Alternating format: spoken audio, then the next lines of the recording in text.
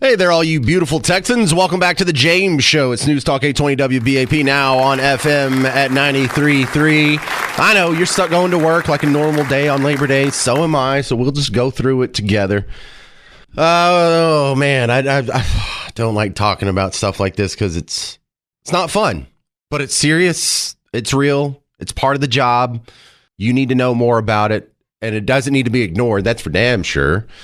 And so the most disturbing story to come out of last week, maybe even the whole year thus far, is the shooting of the Dallas cops. Looked like an ambush. We don't have a whole lot of info on the motive that I've seen, and I've tried to look before the show to see if there's any real updates on it. Two cops, beside that, were also injured. I believe one got released today, one still in the hospital in critical condition. So for some of us, this isn't over yet. There's still a Dallas policeman that's not out of the woods yet. So Jean-Jacques Taylor's coming on the James Show. Now, I'm super excited to talk to him because this guy is a sports media legend.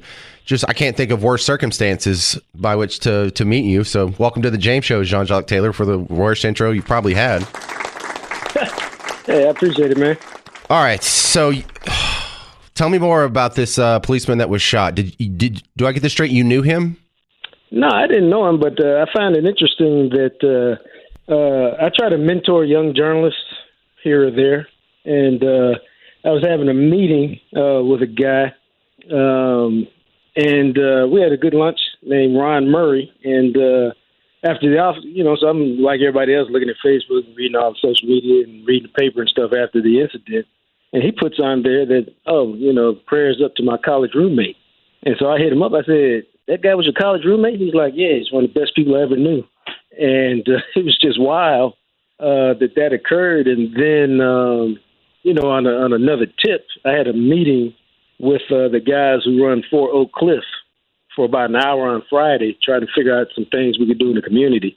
And to figure out that, they were kind of a part of the story, too, was just kind of wild. But, it's funny how your lives interconnect. And it really is a smaller place than you know, because it turns out I know several people that know Darron really very well. And, it's rare that it's not that you're looking for people to say bad things about anybody, but it's rare that you can find somebody where really people only have glowing things to say about him and what he meant to that community. I know, like you go and you look at the past of a cop that's been shot and you're like, I hope it's like a crooked cop, like this is Serpico or something. And turns out he's a great guy. He mentored kids through the Texas Can Academies. He used to be in education, and now he wants to be a policeman. And he's kind of like me. He's just from the forest out east here. He's from Arkansas. I'm from East Texas. And so, we come to the big city and, we want to get out of the woods and just be a part of the real world. And you come here and you see problems and you want to make a difference. And, you love being in a big town like this. And, man, if I could just be a part of making it better, that seemed to be what his life was all about. And this is the guy that gets ambushed, really. And I think you make a great point there because, we all talk about what we'd like to see done in our community. But very few of us, if we're going to keep it real, are willing to actually stop what we're doing and really get down in the community and make a difference at a grassroots level where you're shaping kids' lives and trying to make them, contributors to society. So to go from mentoring kids at Dallas Can to then go to say and teaching them at Dallas Can Academy and then to go say take the next step, which is, I can even do more work and better work if I'm part of the police department, and kind of forge that relationship between the community and the police department where we know distrust and mistrust exists. Well, that's a special kind of dude right there, man. Agreed. It's so sad, and you have, you said the college roommate, is that from the Paul Quinn college days? Yeah, the interesting thing that my friend was telling me the story of, because I asked him, I said, are you a Q, which is a Omega Psi Phi fraternity? And he said, no. I said, he's actually an alpha, and they're rival fraternities amongst the Divine Nine, which is the 9 black sororities and fraternities that you can find on college campuses. But so they were opposite frats, but he goes, at Paul Quinn, the school was so small and the university was so tight that he helped him through the pledging process, which can be extremely difficult from time to time. But he helped him through the process, told him kind of the things to expect and, not to get discouraged if it got a little hard because it would end up making him a better man. So even the fact that he was helping a fellow frat who wasn't part of his fraternity get through it, it gives you a little insight into what kind of cat he was. Right, and I went through his Facebook page, and he didn't just go through the fraternity process and make some friends and some networks and then move on. He's been working with these guys. He shows up at their events. I saw him posting stuff from his fraternity fundraisers from like last year, the year before. So here it is 25 years later, and he's still, providing that ladder up to the people behind him. And it's like, God, how great can this guy be? Well, let me tell you about this. In the African-American community, fraternities and sororities are not this is what I do in college and then I forget about them once I graduate. They are really lifelong endeavors and you forge lifelong relationships and friendships, and they have events on a regular basis and they have meetings on a regular basis. And it's something that you're really committed to, much like people are committed to their church or whatever. And so it's a brotherhood. And it's more than just what you do during your 4 or 5, or in my case, 6 years while you're in college. It's something much deeper than that. And that's why you see so much of the outpouring from the Qs and the Omega Psi Phi community and the rest of the fraternities and sororities, because there's a closeness and togetherness that comes if you're a part of that. Which one were you? None. You're not in the Big Nine? What's that? You're not in one of the Big Nine? Divine Nine. Divine Nine. Oh, I'm sorry. Divine Nine. But but I was a little different. But my mother was a AKA like Kamala Harris. My father was a Alpha like Martin Luther King, and so they would claim that that's the perfect union, an Alpha and an AKA, and the Qs and the Deltas would disagree. But I was really focused when I got to college. I was literally had game planned my life in school and what I wanted to accomplish in sports and as a sports writer. And I was kind of headstrong and like, I want to do this and I don't have any time for anything outside of the occasional beautiful woman to keep me focused on my sports and what I wanted to do with an opportunity to cover the Buckeyes. Well, what are you doing today? I remember you as writing for the paper for like a couple decades, but are you still there or you moved on, I think? No, I'm president of the JJT Media Group. I wrote a book on Deion Sanders in his first year at Jackson State that came out last October. Working on another project about Troy Aikman right now, and do some marketing and some public relations and some other stuff as part of my company. And I read Deion Sanders' biography in like college, I think it was. It came out in the 90s or something. He wrote a quick autobiography. Oh, man, I need to check that out. Jean-Jacques Taylor. Thank you very much for being on the James Show and saying some nice things about a guy who definitely sounds like he deserved it. Yeah, I appreciate that, man. Take care. Man, heartbreaking stuff. And let me throw out the website because they're raising money for the family, atodallas.org, atodallas.org.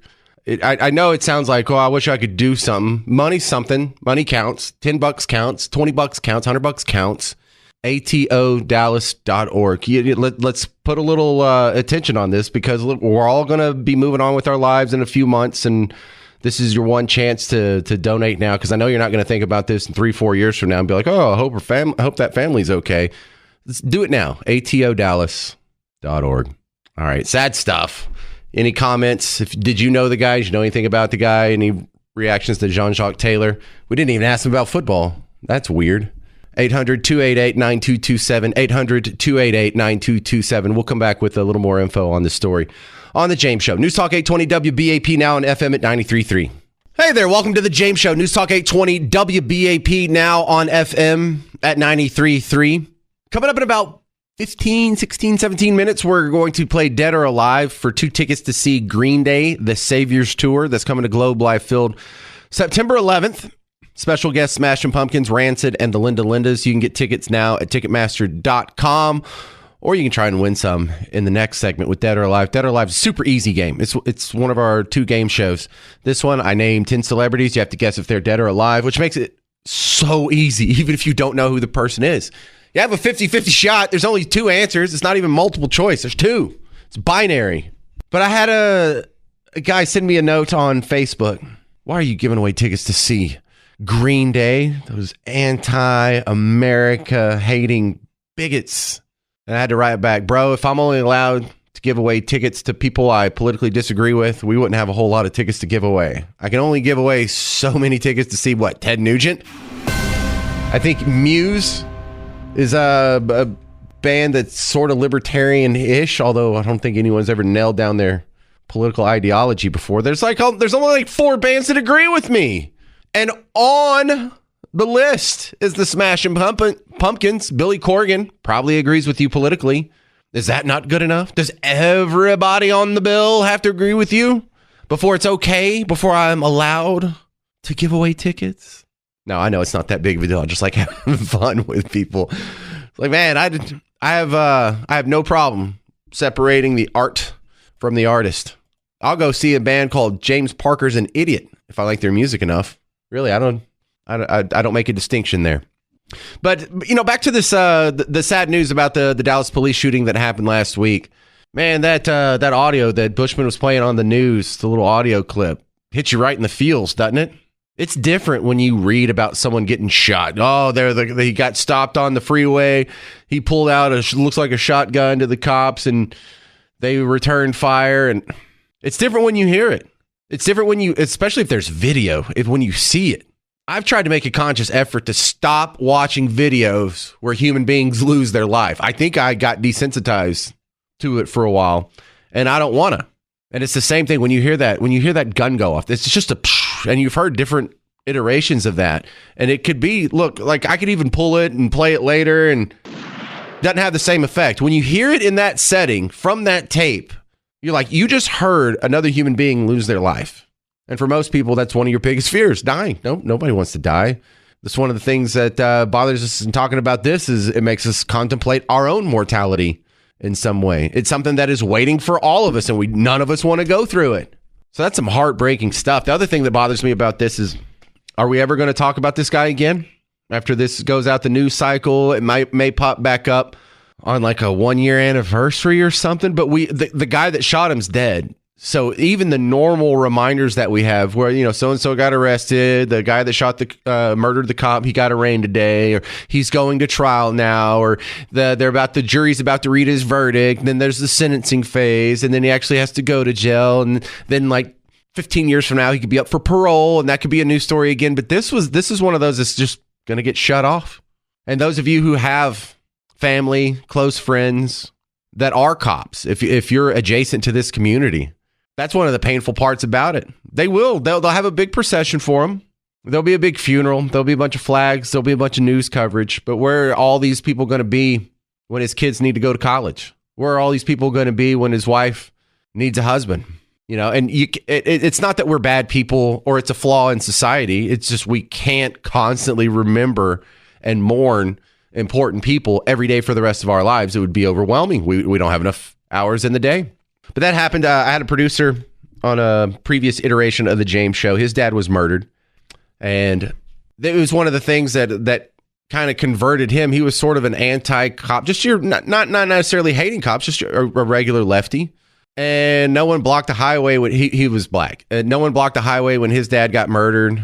No one had a protest. There wasn't a big funeral. It wasn't in a gold casket pulled by a horse with the streets lined. There was no news coverage of his funeral. No one cared about Chris's dad. But if I had killed Chris's dad, you'd be hearing about it constantly. If James Parker, evil, white, conservative, Christian radio host, that would have fit the narrative so great. You'd have heard about it all day, every day. And what does that mean? If the victim is only talked about, if it fits the narrative, then you're not supporting victims when you do that. You're exploiting the suffering of the families of that victim for political gain. It's really ugly. This is the guy that deserves to have the golden casket. This is the guy that deserves the news coverage. Not a George Floyd, not a Michael Brown, not a Freddie Gray. I think Jacob Blake lived, so that doesn't really count. But I think that's what I find most frustrating about this situation. This is a good dude.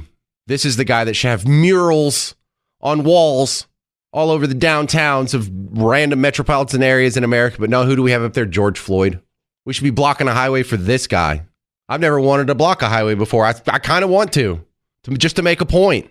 No, these are the people you block off for. These are the people who you want the media to focus on. No, they just wanted you to block the highways where it drove us apart, where it made one community suspicious of the other community, where it made one community not like the other community just a little bit less, something that comes between it, something that puts some bricks in the wall between the two communities. Those are the ones that get highlighted. That sucks. I don't live by that standard. I don't choose my stories like that. WBAP doesn't choose their stories like that. They never have. That's why I'm excited to work here. That's why this is the dream. This is where I wanted to end up. It's not the biggest outlet. It's not the one that's going to make me the most money, but at least I get to be honest and not follow that nasty pattern of only highlighting stories when it divides communities. Because this is a hero. This is a guy that deserves the hero treatment that this other guy got and didn't deserve. And I think that's what bothers me the most about this whole story. Remember the name Fortson? I bet you don't. And that's okay. It's another guy like this. It's another guy like our hero that we lost. That's the guy in the Florida Panhandle. He was the Air Force guy. He was active duty Air Force. Cops were responding to a domestic violence call in an apartment. They knocked on the wrong door. He answers with a gun in his hand. The cop just shoots him. Here you have a story. This is the scenario you would think would catapult it into national coverage. It's a white cop shooting a black guy who's not doing anything wrong. In fact, he's not even a criminal. He's not running from a crime, not in the commission of a crime, not picking on windows, not strong arming, robbing a convenience store. He's one of the good guys. He's an active duty military. He's in the Air Force. He's allowed to have a gun. He knows what to do with the gun. He's not only trustworthy enough to have a gun, we gave him one as the taxpayers. He gets shot. Why doesn't that get highlighted? It doesn't divide us. The communities would agree on this one. Yeah, that's a bad shot. That guy needs to go to jail. And you would see, hey, maybe we can call balls and strikes. Maybe we aren't being unfair in these other situations. No, they only highlight the ones that divide us. 800-288-9227, 800-288-9227. We're going to play Dead or Alive. If you want 2 tickets to see Green Day, go ahead and call. We'll get you lined up, and we can play Dead or Alive and give them away next. 800-288-9227, 800-288-9227. I'm James Parker. It's News Talk 820 WBAP, now on FM at 93.3.